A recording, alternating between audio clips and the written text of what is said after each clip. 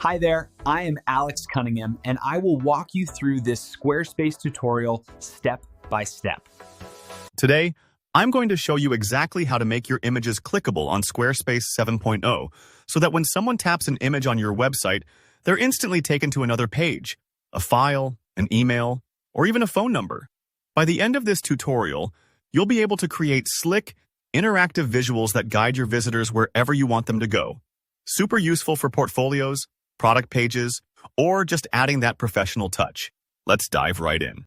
First, you'll want to open up your page in the Squarespace editor so you can get hands-on with the design. On the page where your image will live, look for the gray Add Block button. This is essentially how you add all kinds of content in Squarespace, not just images, so it's a good habit to remember where to find it.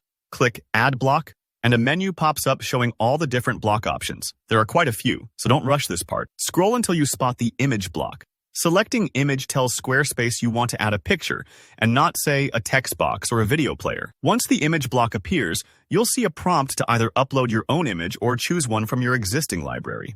If you have your own image file, just drag it right in from your desktop. It usually only takes a second. If you've already uploaded images in the past, you can simply browse your content library and select one you like. Choosing the right image is important. Think about what's most relevant to your link, or what might catch your visitor's eye. Once your image is in place, you'll see it appear within the block, fitting neatly into your page layout. Now, this is where the magic happens. You'll notice an option to add a link to your image. When you click into the link settings, Squarespace gives you several choices for what kind of destination your image will have.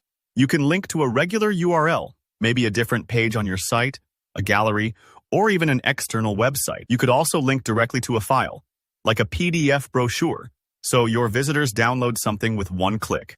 There's the option for an email address, which will open the visitor's email app pre-filled with your chosen recipient, or a phone number, which is particularly handy if you run a service business and want to make it easier for customers to call you. The key thing here is thinking about your visitors. Where do you want them to go, or what do you want them to do after they engage with your image? After you've chosen your preferred link type and filled out the appropriate field, make sure everything is spelled correctly and the destination works. Typos can easily send your visitors to the wrong place, so double check, especially if you're linking to an external URL, email, or phone. When all of that looks good, hit that save button. It's easy to overlook, but you want to ensure your changes are locked in. This might take a moment if your image is large or your connection is slow, so don't worry if you see a brief spinning circle.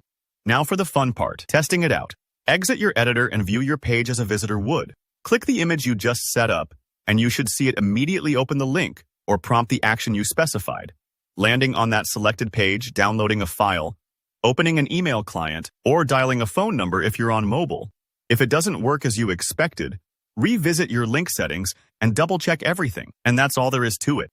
You've just added a clickable image to your Squarespace 7.0 site, a simple process that can make a big difference in how people interact with your content. If you learned something today, hit that like button. And if you have any questions or run into snags, drop your thoughts in the comments. I'm here to help. And don't forget to subscribe for more Squarespace tips and tutorials just like this one. Thanks for watching.